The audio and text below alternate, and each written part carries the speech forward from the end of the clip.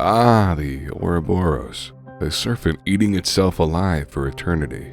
An ancient symbol of life and death, the beginning and the end, rebirth and decay. If there was ever a symbol to represent Hi-Rez Studios, it would be the Ouroboros. They alone have started and ended more original properties than most game development studios will in their entire lifetime, and it's almost entirely their own doing. There may be no other game company in existence that exemplifies self-destruction better than them.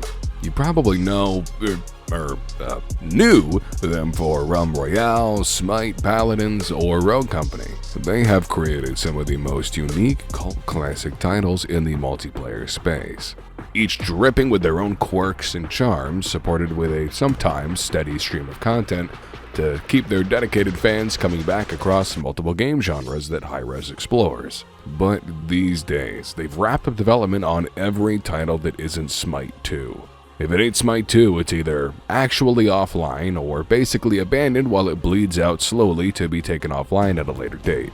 Even Smite 2 itself, the last bastion of Hi-Rez Studios, is in hot water. After back-to-back-to-back-to-back dogshit updates and slow content releases have led to the last bag holders uninstalling and running away from the project. What happened to the prolific developers who created the arguably ahead of its time Tribes Ascend? The folks who made a battle royale with a peak player count over 100,000 players. The studio that brought dozens of cultures and mythos from around the world to the United States. Hello, this is Horace from Hunter's Lodge. I am a cripple on the internet here to have a casual conversation with you about the many failures of Hi-Rez Studios and how Olympus fell with them. Dude, you don't understand how many games Hi-Rez has made across how many game genres. If I had more time in my life, I could make a 3-hour documentary on the individual titles and the details within. Whether it was a battle royale, strategy games, smash-likes, hero shooters, 3D MOBAs, or phone games, Hi-Rez was never afraid to dip their skeletal hand into any realm they thought had some potential in it. If there was any quality of theirs that you have to compliment, regardless of how you feel about them, it would have to be their adaptability. If there was any majorly successful game somewhere in the world, Hi-Rez didn't care what type of game it was. Collectible card game, an auto battler, irrelevant. They would simply knuckle down and chase that audience. It didn't matter if they knew how to make that type of game. They would just slap the Smite logo on it and figure it out. You have to admire the tenacity it takes to invest heaps of cash into experimental titles, immediately kill them when they don't make a more trillion dollars, and then convince the shareholders to invest in the next one. Paladins Strike, Smite Rivals, Smite Blitz, Divine Knockout. The list goes on. Hi-Rez was taking the money they made from their actually successful titles, and rather than reinvesting that money back into those projects, they hucked handfuls of money into the fire to see what would burn the longest. The Hi-Rez cycle was slowly cemented into the public consciousness. Announce a new title, pay for ads everywhere, stop updating it, and then let it die. This was their usual MO, but I don't want you to think that that was all they did. Occasionally, every few failed titles, they would actually do what a game development studio needs to do, which is develop their games. In fact, they would even overdevelop their games sometimes. They would try too hard. This was the case with Realm Royale, their largest success that Hi-Rez ever had.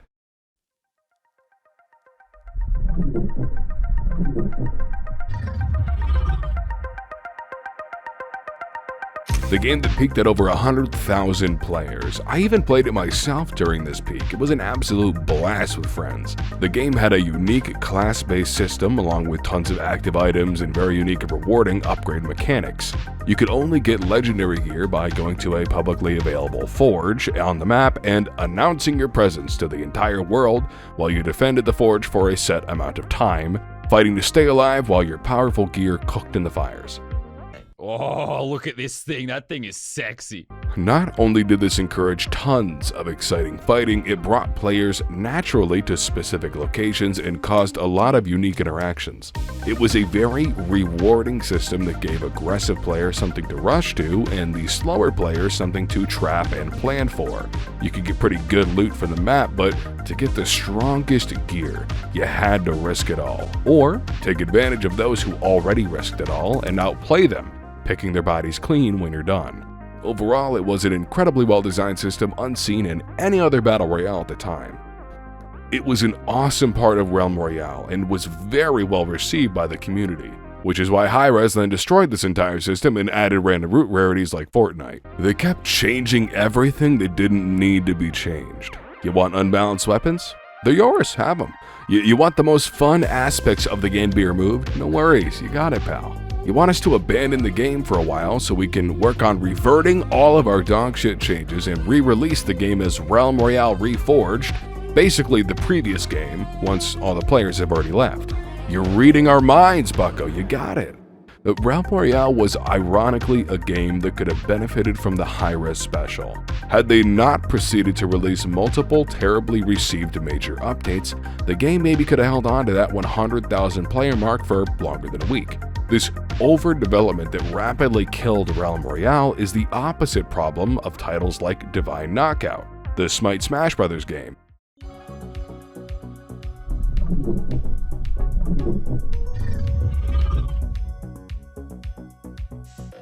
Hi-Rez released this bad boy and then just stopped updating it after a month and a half. They added a couple of characters that they probably worked on previously to the game's release, and did some balance updates, released some skins that were very expensive, and then went radio silent. They probably did that because of the low player numbers. But why was the game already dead? It was pretty fun. Well, Hi-Rez had a genius marketing strategy with this one. They let everyone who downloaded it in the first weekend keep it for free forever. For a set amount of time, you would get the game for free forever if you just downloaded it.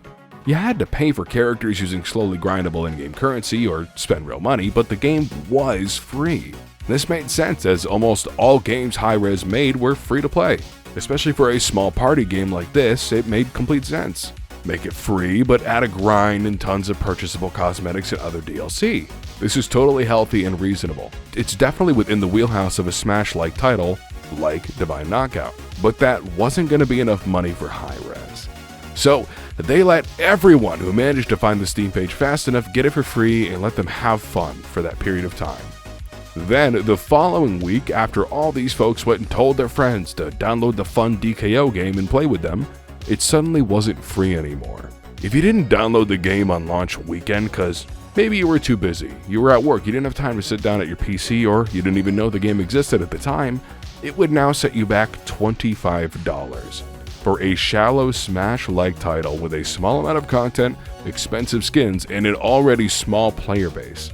You see, the initial player counts were great when the game was free, but how are you supposed to convince people to play this simple party game with their friends when they have to spend $25 now and their friends didn't have to spend anything at all? The game wasn't even worth $25 on a good day, in my humble opinion. This game's gonna die. It didn't even give you all the characters for that price. You just got the game. Would you consider this predatory? Design a small game that is explicitly only fun with friends, and then only let it be free if you downloaded it within a small period of time. Say your friend was busy that weekend. Well, now he had to fork out $25 to play that game that you got for free with you. And he probably didn't do that, which is why the game was dead within 3 weeks. Without the ability to dig deep into their whales' pockets, Hi-Rez just closed up shop and gave up on the game, while still selling this now dead game for the next couple years before shutting it down in the great Hi-Rez death of 2025. But there were other titles too. Other titles I was a big fan of myself. Rogue Company, for example, was a game I genuinely thought had a great chance at becoming a lasting live service game for a long time.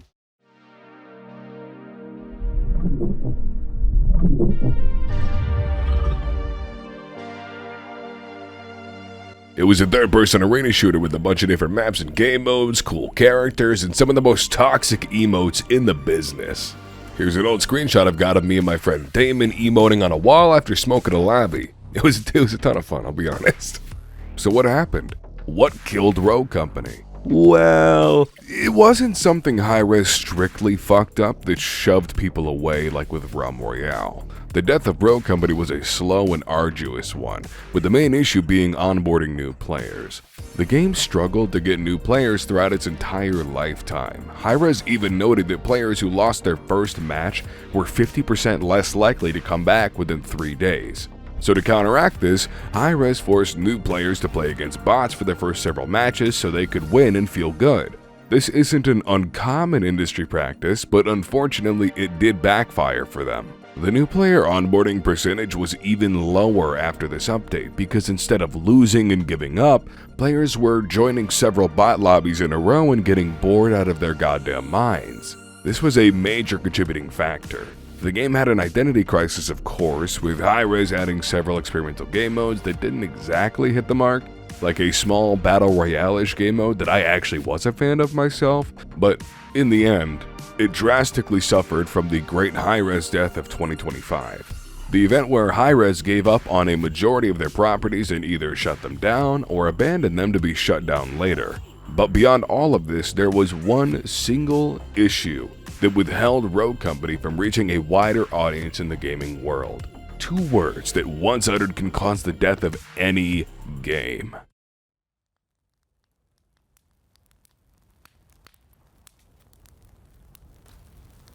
Epic exclusivity.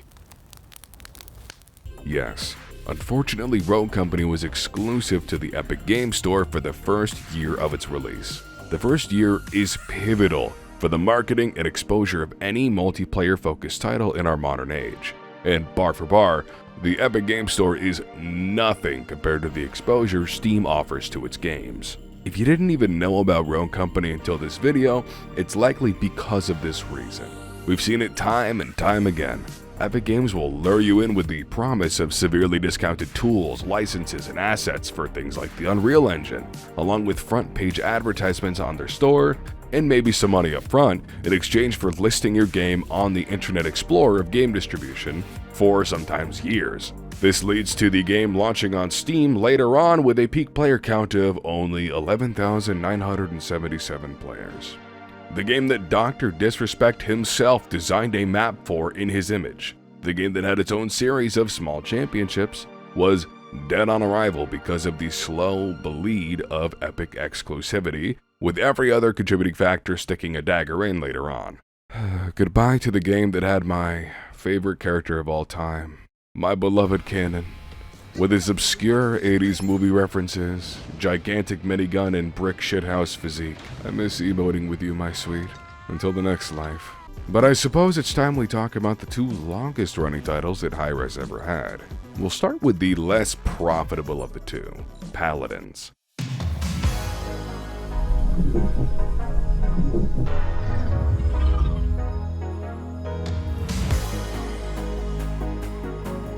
Hi-Rez's attempt at launching themselves into the hero shooter space. Sporting a goofier art style than its contemporaries, it still had a depth of gameplay not seen in the other offerings. The game eventually had an in-depth card system built into it, allowing you to customize your hero in various ways, whether it was giving you more dashes, making your shields bigger, or even more unique things, like Bomb King for example, having the ability to make every consecutive sticky bomb he hits on you compound the damage than the previous ones would do.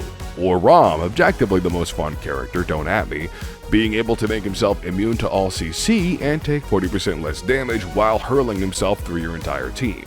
Paladins had a variety of game modes available, received steady releases of heroes, significantly faster than Overwatch mind you, at a time, tons of cosmetics and battle passes, and more, but what hurt the game over time? Well, that overdevelopment that throat-punched Royale didn't stop with that game. When the card loadout system was introduced to Paladins in 2020, it initially was a pay-to-win grind fest.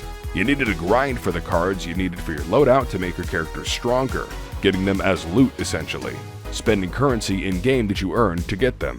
So that meant if someone playing the same character as you was willing to spend more money up front and you weren't, they were straight up stronger than you and had better numbers. This received heavy criticism, as you'd expect, and Evil Mojo, the actual developers of this title under the Hi-Rez banner of companies, would later roll back this monetization, basically making everything in the game much cheaper and easier to obtain. Later on, they even further reworked the card system to just give everyone all the cards right off the bat, what I consider the best version of the system. Select the ones you wanted to use and how strong they'd be using a point system. Everyone was finally on an equal playing field of power. It was all skill from here on out. But this took way too long to get to this point. That's not even including the biggest problem Paladins faced throughout its entire life cycle. If you play Paladins, you'll know what I'm about to talk about. Cheaters. It doesn't look like it's aiming at people. It's not aiming at this berry.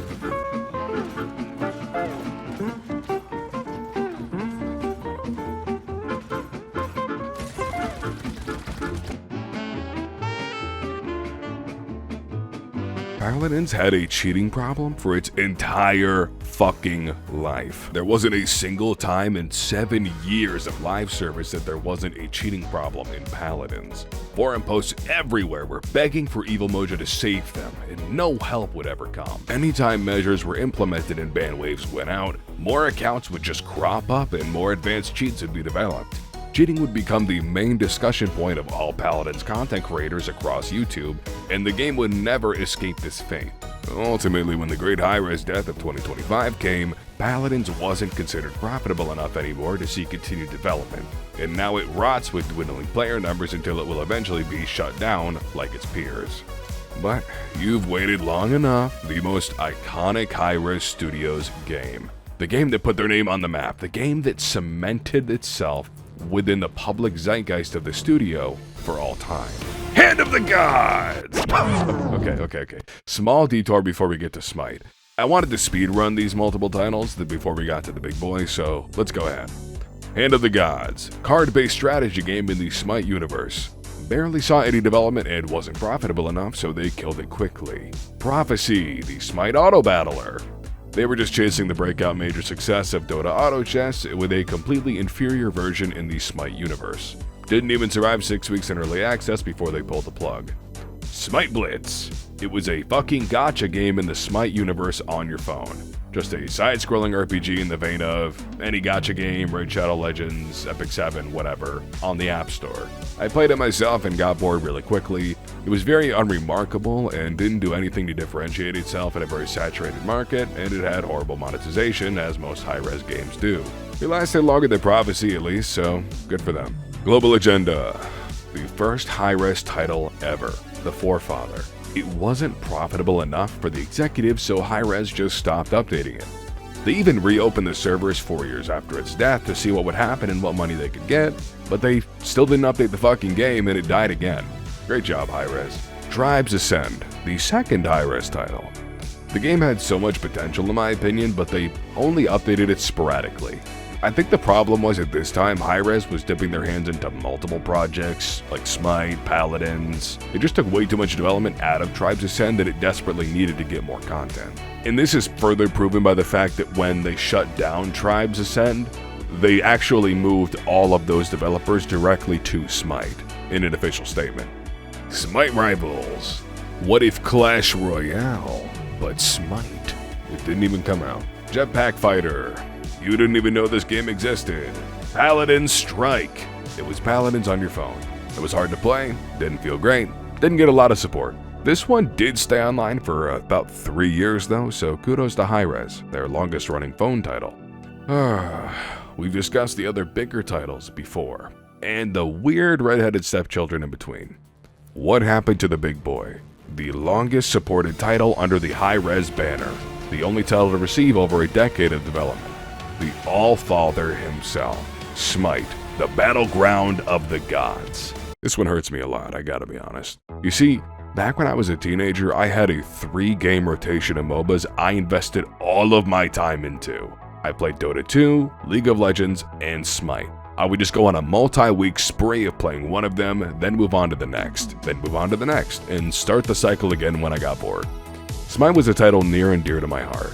I met a lot of my friends on there, I learned about a lot of different cultures worldwide. It sparked a deeper interest in mythology in my own personal life too. I spent a lot of money on the game too, as Hi-Rez wasn't afraid to go absolutely fucking crazy with ridiculous skins, and I loved it. Even H.P. Lovecraft got love in Smite, dude. We got Cthulhu. The sky was the limit with this title, in my opinion. But what happened? What killed Smite? Well, what killed Smite wasn't a series of game-breaking updates like Royale, an army of cheaters like Paladins, or the epic exclusivity of Rogue Company. Smite suffered what I would call a poetic death. Just as the mythologies represented in the game slowly faded into obscurity over time until very few were there to pray in those halls. Smite suffered from PlayStation-level graphics, great at the time of release but quickly falling behind the competitors in the space. League of Legends and Dota became visually beautiful games, and Smite still looked like it could launch at 60 FPS on your 2006 Lenovo laptop. The Titanforge developers even said on a dev stream in 2023 that they had pushed the engine to its breaking point. It could not look better than it does. It wasn't just the graphics though. The monetization in the game was some of the worst in the business, and in my opinion, the worst of any Hi-Rez title. They had items locked behind loot boxes with hundreds of items in them. Can you imagine spinning that slot machine for $5 a pop 200 times? To get a single skin that you actually wanted? But one of its popularity, the probably most important thing with a MOBA online title. It was considered a competitor to Dota 2 and League, right? So it's gotta have some pretty good numbers. So let's look at those numbers. League peaked at 13 to 15 million concurrent players across the world. Granted, we don't have an exact number to the day like we get with Steam charts, but this is their official record, so take it with that what you will. Dota 2, which we have Steam charts for, peaked at 1.3 million active players on a single day. That's incredible. Smite, however, peaked at 31,000 on a single day. While initially it was considered an up-and-coming competitor at the beginning of its development, it never soared to the heights that its brothers did. But why? Well, esports became fucking massive. Dota 2 and League of Legends were sporting multi-million-dollar tournament scenes with millions of viewers around the world. Collaborations with massive musical artists for original songs, tens of thousands of people traveling across the world in person to watch nerds behind a desk fight for money, more money than they will personally ever earn in their lives. I can't express how fucking massive esports was before the bubble burst in the late 2010s, early 2020s. And Smite wasn't even fun to watch. Did you ever try to watch the Smite Bro scene? It's a 3D MOBA, unlike its contemporaries, which made it visually more unique than its contemporaries, but so unbelievably difficult to understand what the hell is going on from a spectator's perspective compared to League of Legends or Dota. Let's do a side-by-side. Here's a League of Legends pro game. It's pretty easy to understand what's going on here, you can get a good grasp on everything going on. Your casters have a great idea of what's going on. Great production value, it's awesome. Here's Dota, same difference. Looks great, pretty easy to understand what's going on, a little harder than League because of Dota's complexity, but still. Great production value, good casters, all of it. Here's Smite. But he didn't know, and SOT's in the back line. Oh, there's a shot from Dardas. This one doesn't connect, though. The damage, not the follow-up from the mid laner, but you've got this front line. Sock forced to fall back. Lasbra kind of in no man's land, waiting for Panatom. Has him locked down, slowed down. You need a little more from your carries. They're not able to find the hits they need. Low health bars on either side, and both teams call it off immediately. Can you understand what the fuck you're looking at right here? Smite League never peaked anywhere close to Dota or League's pro scenes. It was difficult to actually view the content, the production value felt more akin to a fan tournament, and Hi-Rez treated their pro players fucking terribly. They paid them little, they forced them to relocate without adequate relocation support, and they trapped them into a dying esports ecosystem with bad contracts. And later on, when the SPL finally shit the bed, they didn't even tell these players themselves ahead of time or warn them. They found out from Twitter, like the rest of the public, that they were now unemployed. Can you imagine investing 4 years of your life into being the best at a game, making content for it, trying to help the game get more popular, while making a lot less money than competitors in the other space, and then the company that made this game treats you like this? This is emblematic of what Smite became over time, an obligation to Hi-Rez Studios. not an opportunity. Smite began as a passion project over a decade ago and slowly became a stagnant property with no innovation, horrible monetization, and ultimately a company that didn't really care as much as you thought they did. Smite died in the great Hi-Rez death of 2025 when the world was introduced to Smite 2, the game that would take all of the developers from every other Hi-Rez game that weren't laid off, mind you, there were a fuck ton of layoffs, and the last bastion of Hi-Rez Studios game offerings. A game that I personally looked forward to, actually. It looked better than Smite 1, it played smoother than Smite 1, and it had a lot of potential. Whole new engine, the works. It lacked the decade of content that Smite had, but they were adding gods from the first game pretty quickly, and they introduced a lot more depth to everybody's kits as they came over to Smite 2. They were innovating, they were reworking, they were doing a lot. So how's that game doing? Yikes! They killed everything for this. Smite 2 is already not doing well, and considering that it is the last bastion of Hi-Rez Studios, I don't know what the hell they're gonna do after this. They're losing money, they've already laid off a ton of people, and they have almost no games left in their pedigree. If Smite 2 continues down this route, I think Hi-Rez will go the way of the dodo, and we will never get to see someone hit the rowdy reindeer and bro company ever again. But what do you think about Hi-Rez Studios, the company that either underdevelops or overdevelops a title? The company that will chase any industry trend they see an opportunity in, regardless of their skills or experiences, and just figure it out. Tell me below in the comments. I want to hear how you all feel, not only about Hi-Rez, but this video. Per usual, I only get to work on a video one day a week because of my overwhelming work schedule, but I still try to put what passion I can into these videos. If you want to help me one day not be cock and ball tortured by my job, maybe join my Patreon or YouTube membership program. You can subscribe too if you want, at least that's free, right? But thank you, Hunters. I appreciate you joining me on the Lodge for another story that I think really needed to be told, especially since I played literally every Hi-Rez game that have ever existed, except for Tribes Ascend and Global Agenda. Check out my other videos if you want to hear me yap some more. Remember to subscribe and like if you enjoyed, and most importantly of all, Hunters, thank you for joining me on the Lodge today. Stay blessed.